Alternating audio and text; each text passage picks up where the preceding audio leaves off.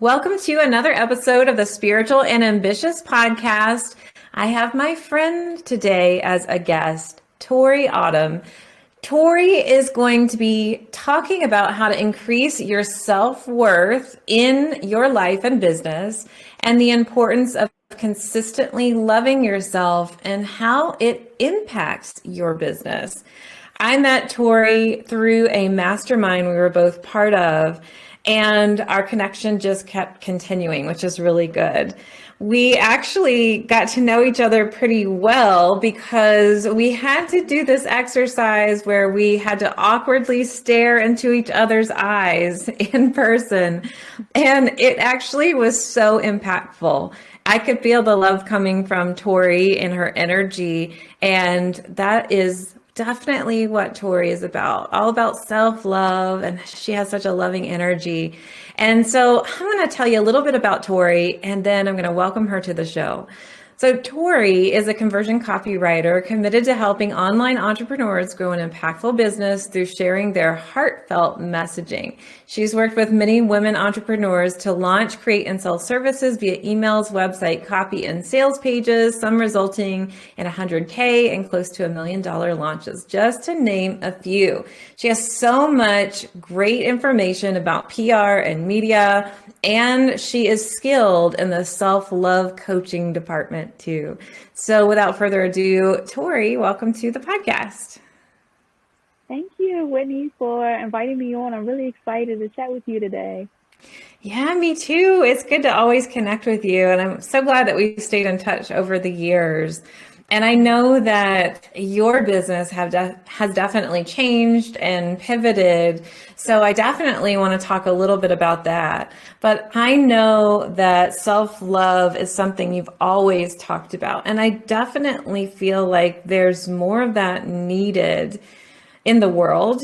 I feel like there's more of that needed for entrepreneurs, especially for women, and for people who are, let's say, highly sensitive or more in the spiritual realm. I tend to see and feel that they give so much, they forget to really take care of themselves. But I want to ask you, since you're the expert, why do you feel that self-love is so needed? And why do you feel that so many people just don't pay attention to it, or they don't put themselves in that place of really loving? I think that we can talk really nicely to other people, but we can say really nasty things to ourselves in our mind or even out loud. So can you enlighten us on that?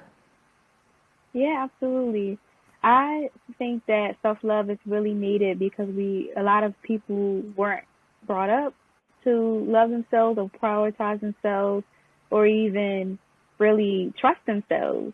And the more and more that I learn about loving myself and also seeing people around me, whether it's friends or business colleagues or family, going on to their own healing journey, I think that a lot of times self-love is really understanding that we are healed and healing from something, and on this spiritual journey in our human form, we really must put time into really celebrating the life that we have. And the best way you can do that is by giving yourself attention, giving yourself the needs and things that you wish you can get from other people. It helps in so many aspects with boosting your confidence, with helping your self-worth when it comes to asking for your, what you desire out of life, and also really just honoring the amazing person you are.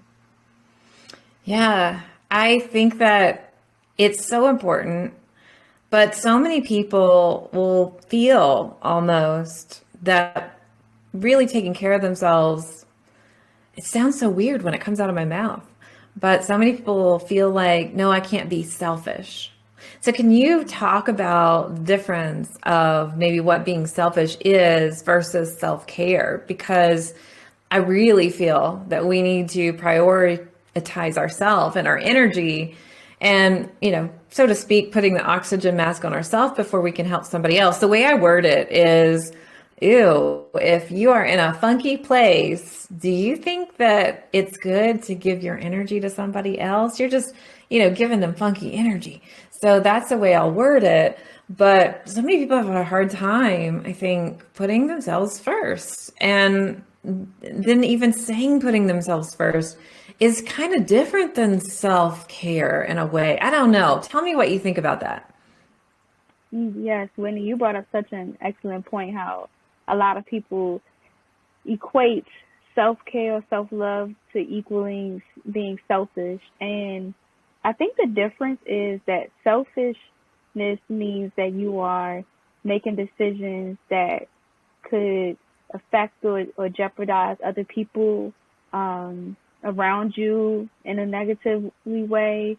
It might mean that you, like, for example, selfish acts to me are when you, let's see, like when you create something, like create an offer or create something that isn't about impact. It's just only about like the money or the type of people who might give you testimonials or like the actual reason behind why you're doing something and who it could impact, and when it's not coming from a place of like abundance and love and all those things versus self-love. I think what that actually means is just you feeling worthy enough to take into consideration what's important to you, what affects you, and also self-love when you take time to really pour into yourself or just take breaks or even take a little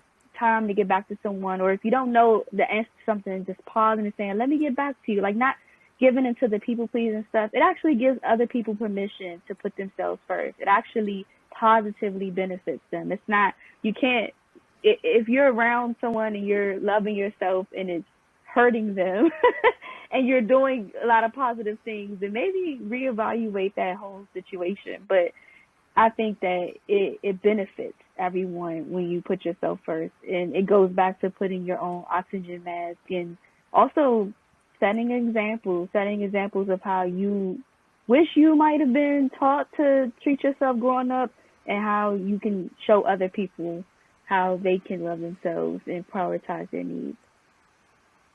Yeah, I think that's so insightful. You were saying do something that you really wish you would have known when you were younger. Like kind of Yeah. create your own self-care ritual. So that makes me wonder, do you feel that lack of self-care is passed down in families? Do we look at our parents perhaps and just kind of mimic how maybe they weren't tending to their own needs? So let's say that you have a caregiver that was really giving care and that's it, and just always put everybody else first. I think that can lead to us feeling like we're bad people if we don't put everybody else first. I know someone particularly in my life that gives, but never fills her own cup. And then she's tired and she sleeps all day and then she's kind of resentful. And I think that's how it can show up in our businesses too, when we let family come into the boundaries that we've set up for ourselves. And we most of the time start our businesses because we feel a calling to do so. We feel an alignment with purpose.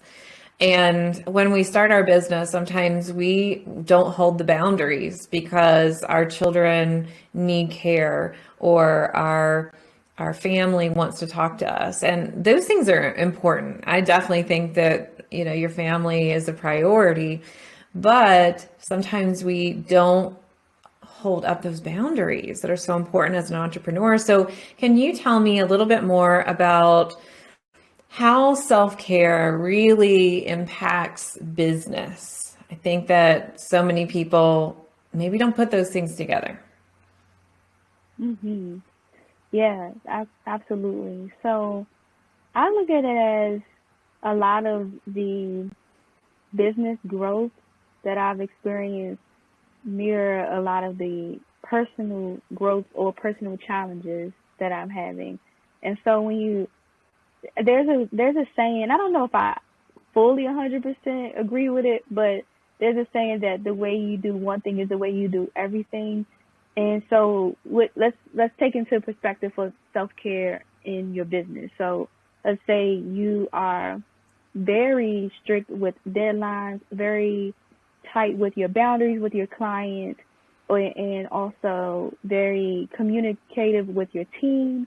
And then you take off your business hat, and then you're just like a total people pleaser in your life, or you are, putting all your family's needs before you, or things like that. I think that it it has helped for me. I looked at self care in my business as an arm of my identity as a whole. So I grew up with parents who had me in their mid 40s, and by the time I was a teenager, my mom experienced a lot of health issues, and I had to take on a caregiver role very young.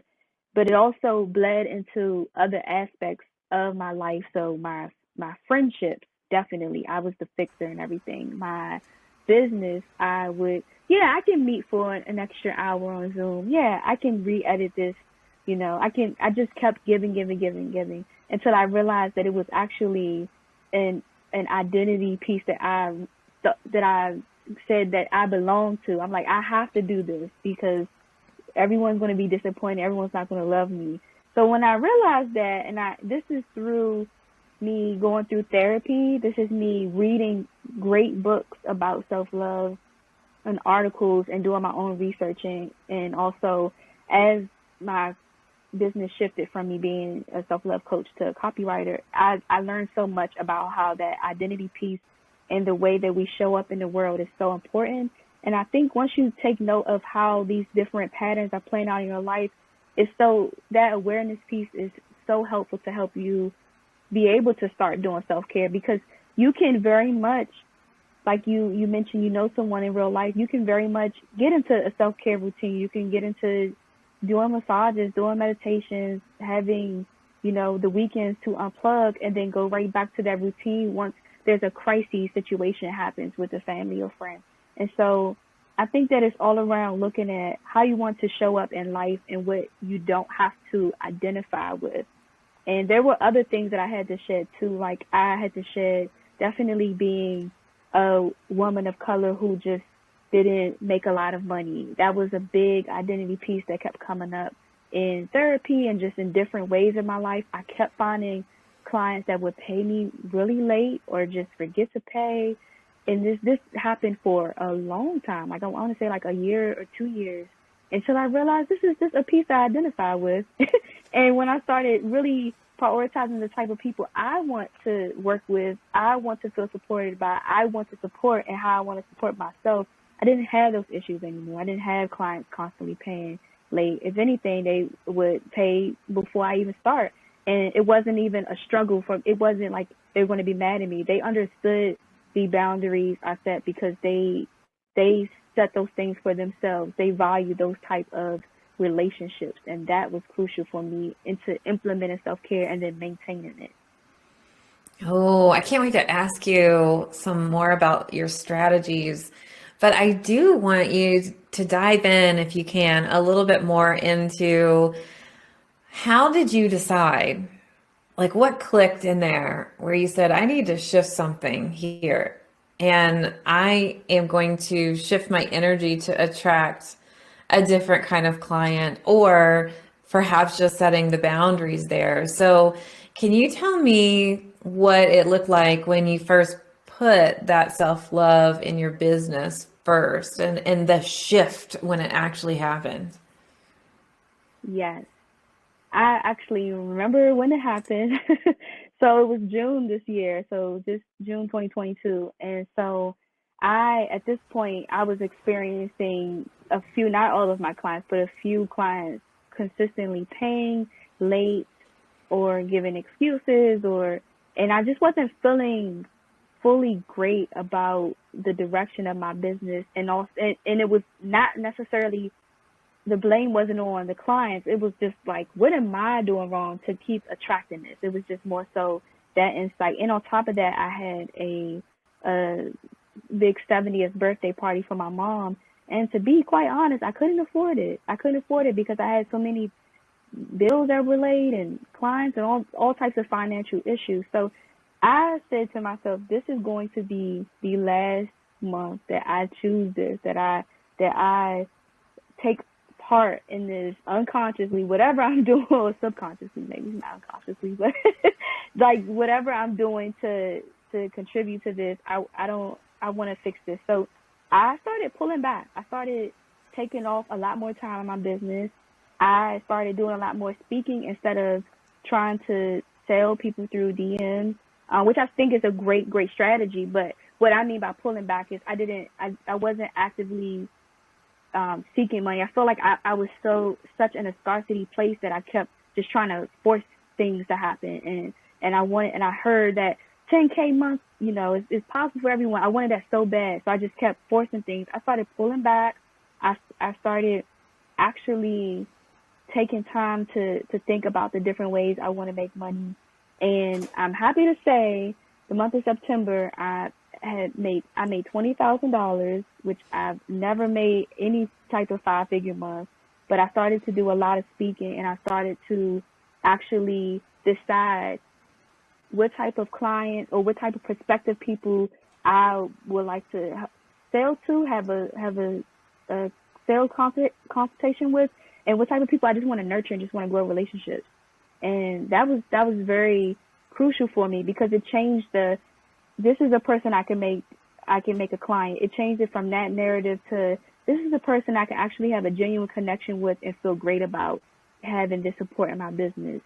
And from there, it's been really great. I love the clients I work with. They're all like on retainer. They don't want to let me go, and I don't want to let them go. And it's been beautiful. But I also just realized the power of pulling back and not forcing and trying things, because I don't know about you, Whitney, but when you want something to happen so badly, when you just want it to manifest and you put so much energy into it, and you're so close to it that you can't see how important it would be to take a step back and just focus on yourself and take care of the inner being inside, instead of waiting for all the outside things to manifest. It made such a difference when I took time off. And I always heard that. Yeah, if you take time off, you'll reap the benefits of getting new clients. But I was so scared, because I'm like, what if I take time off and someone wants to hire me, and now I have an automatic message up in my inbox like I'm on vacay? No, it actually really worked for me, because my resistance to whatever type of money thing that I had going on let up. Oh, I love that. I feel like you just gave everyone permission to just take some time. I like that. I mean, we give our own self permission, but we need to hear it from others sometimes too. And I think you just delivered a spirit message there for me and for everyone else. It's such a great reminder. And when you step into the abundance mindset, it's no, this is what I need, versus wait a minute, I can't do this because. And remembering that spirit provides, and we just need to align. When we align to our path and we align our energy, and we are really taking care of ourselves, then we see all the abundance that flows through. Which brings me to one of the cards that I pulled for today. And I will talk more about the other messages here in a little bit. But I have the message of the owl: listen to your inner voice instead of other people's opinions. So sometimes we feel like when we're listening to all the advice out there of you can do this, do that, like you were talking about, you're hearing 10K months everywhere, and we wanted it so bad. And it's like when you're just listening to everybody else, you're not really paying attention to your intuition. That's when things kind of go down. So I love that you actually really got quiet in a way to listen to yourself and recalibrate, which I think is really important. And so I want to ask you about some strategies to help people really shift more into self-love so that they can push through any uncomfortable business growth when we come back after this quick break.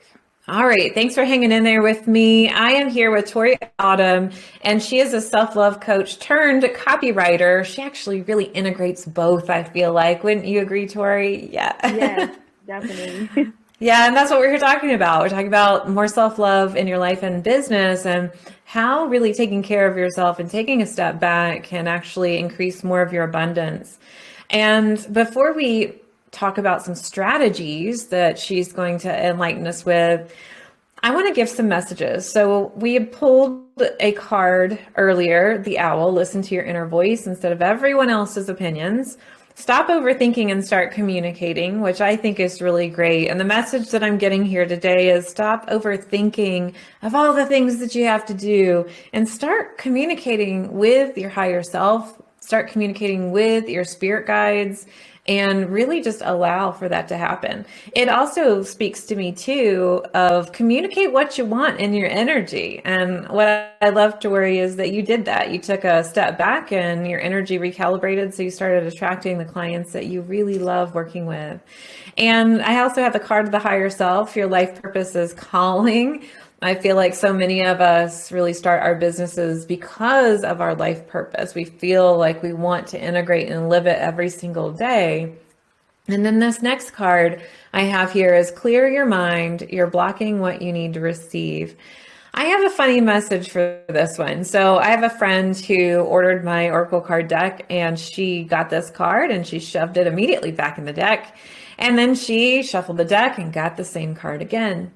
And so she read the book that I wrote for the Oracle cards, and it said, you know, those people that shuffle the deck 3 times because they didn't like the message they heard, don't be one of those people. And she said, oh my gosh, this book just called me out. Oh my gosh, that's what I'm doing. So with that being said, if you are listening right now and you feel like you're kind of blocked, listen up. Instead of shoving self-care to the back burner, your spirit guides are trying to give you messages right now. And I'm going to go ahead and ask Tori, can you share with us some go-to self-love strategies, your favorites, that have really helped you and clients push through that imposter syndrome or that uncomfortable growth that we want so badly in our money and also in our energy and our personal feeling of abundance, but we just feel like I can't get it? Yes, absolutely.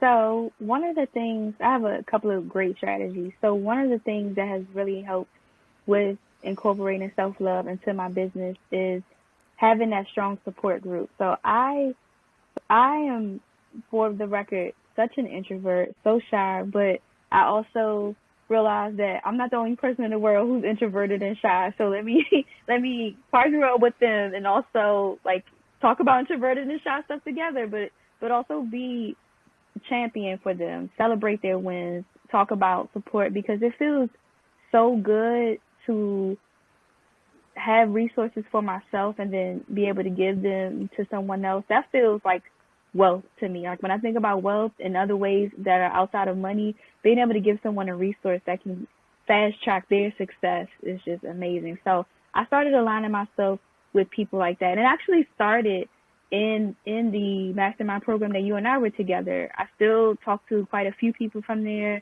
I've even worked with some of those people. I've been in programs with them. We've kind of interconnected in the internet in some way, shape, or form, and it's just been beautiful to experience. And I continue doing that because that was the first time that I had a business group where I met people who were in front of me in terms of like been in the business a couple of years. They hit different milestones that I haven't yet hit. And then people behind me where they just got started, and then there are people right beside me and having similar experiences at the level of growth that I was in. But one thing that I noticed is that all 3 of those groups, the people in front of me, people quote unquote behind me, and then people to left or right of me, we all had similar challenges and similar wins. They were just at different stages of business. So it helped my self-esteem a lot, because we have this notion that when we see someone with more money or we see someone with a lot of rich friends, or they may be beautiful, we put them, their attraction or whatever, we put them on a pedestal. But really, they all have similar, once you get to know them, they all have similar journeys and similar challenges. May not have the same experiences as you, but they'll have stories that talk about where they got where they are, and a lot of them can attest they still feel like they're not where they want to be.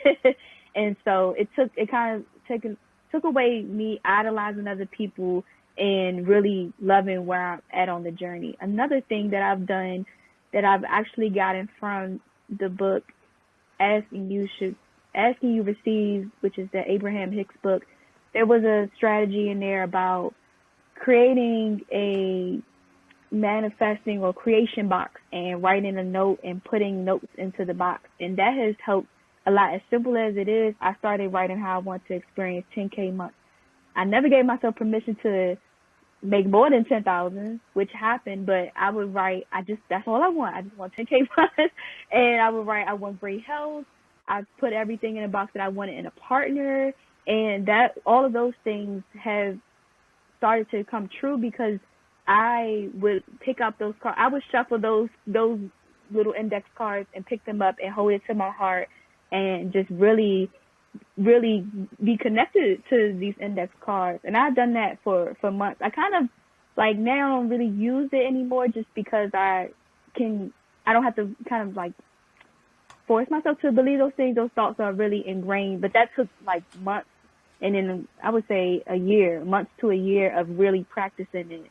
Some other self-love things, strategies that I've done to help me in my business is that I've realized that one of the opportunities for me is to find different ways to show up for people in their communities, whether it's to show up on their webinars or show up at in-person events or just promote them or comment on their photos, share things.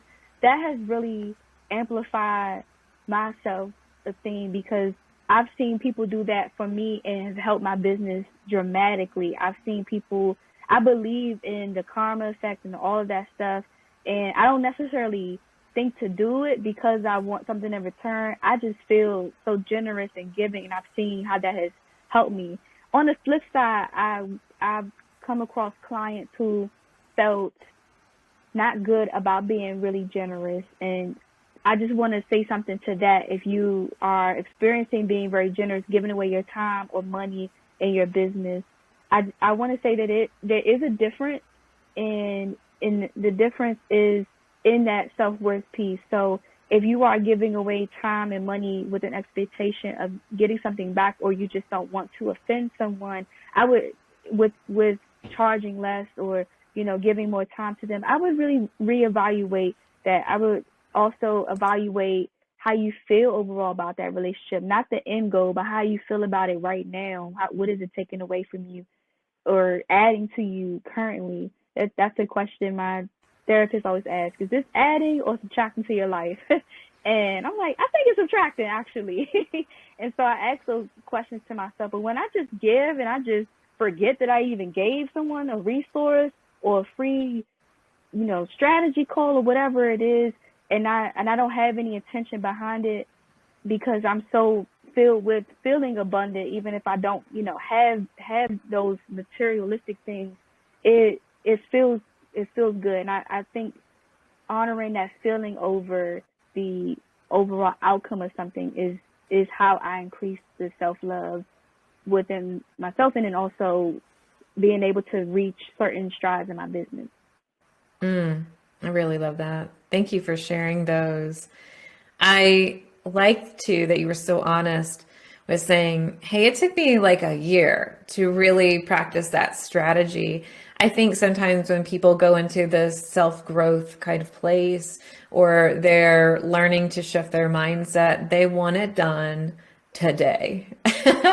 And I'm like, hey, if I told you to go run a 5K and you haven't exercised in a long time, do you think that your body is going to love you and you're going to have excellent results? Probably not. So thank you for sharing that and all the results. What I love too is that you said you didn't have a 5-figure month, and you were really practicing with your 10K and you got 20. And you're just so generous and being in that place of abundance. I love it. Thank you so much for sharing that. That's really important and powerful, and adding or taking away from my life. because I think we can get to a point where if we're giving from a generous place, right? We love to share and we're feeling healthy and we're taking care of ourselves. So your cup is full and it runs to others. Or are we doing it because we want someone to buy our program and we're kind of putting out a desperate scarcity kind of energy is totally different. So I'm glad that you talked about that too. I think that's really helpful. So you mentioned something too. You were mentioning the mastermind that you and I were in, and there were three categories of people that you saw. And you were saying no matter where they were, they all felt like they weren't at a certain place that they wanted to be. I think that we all need to be more present, one, with our life. And I heard you say something earlier on in our conversation that presence was really important, like enjoy your life. And I think we're always looking towards, I want to get here, I want to get there. And we have to remind ourselves, wait a minute, like, what do we feel now? And are we happy? And if we're not happy now, then that's the energy that we're projecting out to everyone. But imposter syndrome is kind of what's coming up for me around this. And with imposter syndrome, I'd love for you to share with everybody your definition of what that is. And then if you can share any advice that you have for someone who's experiencing it right now, that would be great too. That's a really good question. So my definition of imposter syndrome is wanting to go after a certain goal or desire, but having a negative voice inside you that says you can't or shouldn't do something.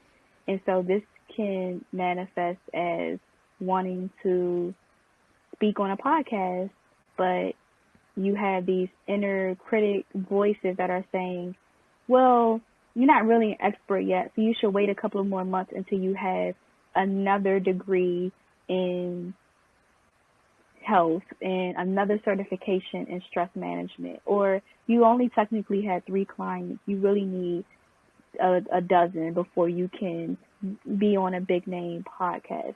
That is to me imposter syndrome, because it's like it's saying, who are you to go after that big ambitious goal?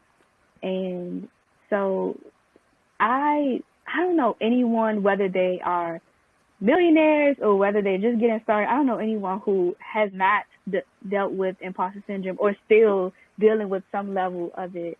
And going back to your point earlier, Whitney, about you can't just start a 5K run if you haven't run in a while. Some people have never run at all, meaning some people haven't had an experience of taking care of themselves or actually understanding how imposter syndrome is playing in their lives. So you can't expect for it to be something overnight.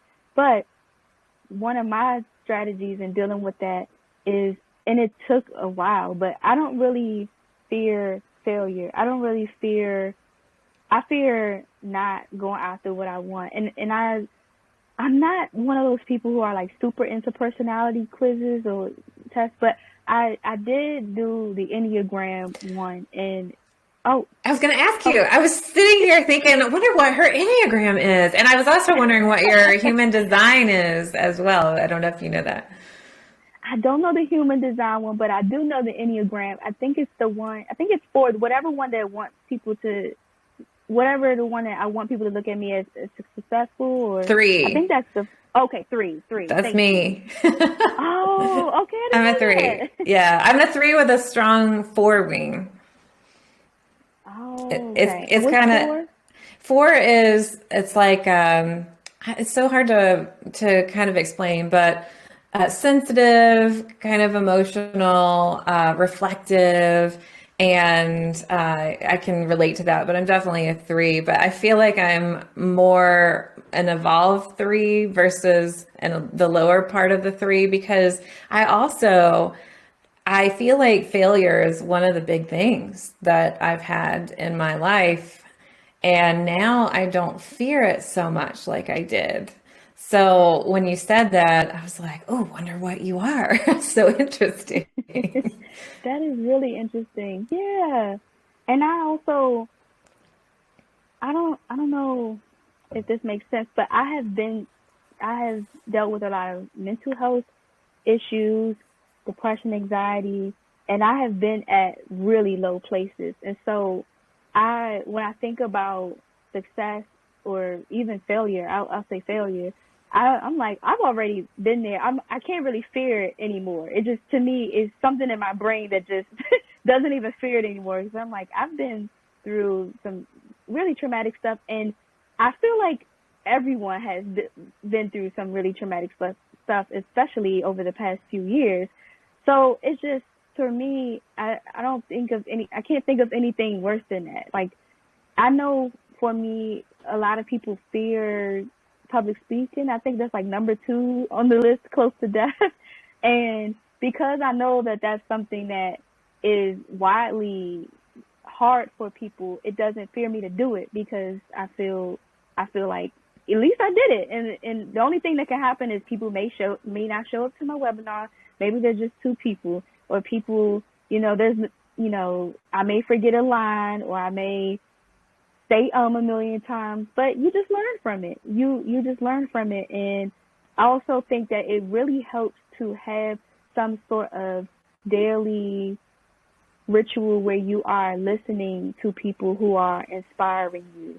And this may show up in spiritual sense, religion, listening to podcasts that are about successful people.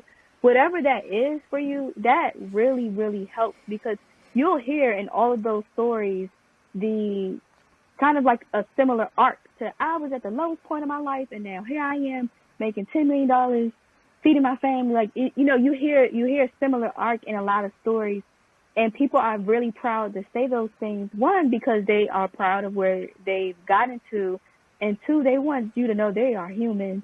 They are no different.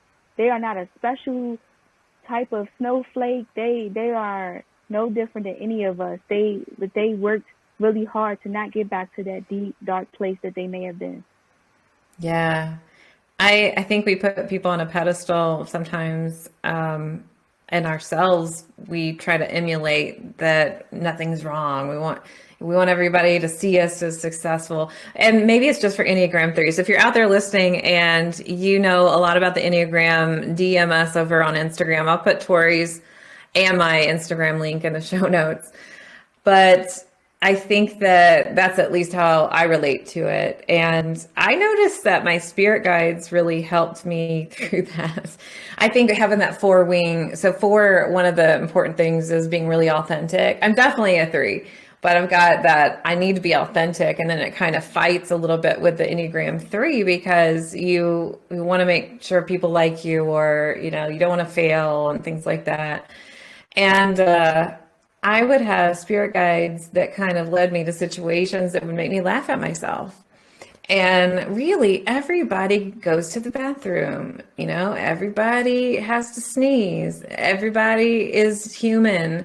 And sometimes we can put people up on these pedestals, or we think that we should be at a certain level. And listen, we're human, we're authentic, we don't have to be anything. When I first got into spirituality, I thought, oh, I am a bad person if I had a bad thought, or I have to be perfect and always seeing the positive. And I think that was kind of spiritually bypassing my own emotions with that. And I'm human. I am spiritual. I believe in spirit guides, and I also say fuck, and I drink wine. So it's okay. You can have both. And it's just part of realizing that we're all learning, we're all growing, and we are all that we need to be in the moment, I feel like. And if we can just know that we are enough and that we are abundant the way that we are, and fully step into the present. I think your story, Tori, is amazing. Like, you just really stepped into the present and grew your energy. And instead of going out to find the people, it's almost like, oh, well, they come to you. You put your energy out there, and you attract that. So thank you for sharing that. So helpful. And I did want to ask you, so I know that you've come in to my spiritual business incubator program, and you've given such amazing training And you have such a wealth of knowledge about PR opportunities and copywriting.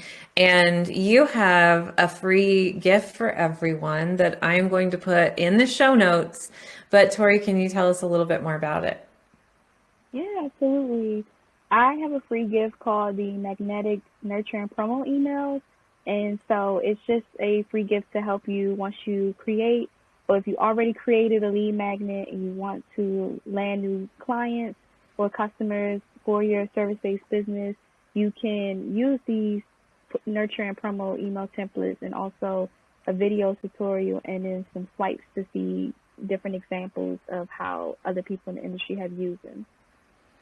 I highly recommend that you check that out. You can do this over at heytoriautumn.com/gift, but I will put it in the show notes. So all you have to do is click it and you can get your free gift from Tori. And Tori, I just wanted to ask you, is there any other last message that you want to share with listeners?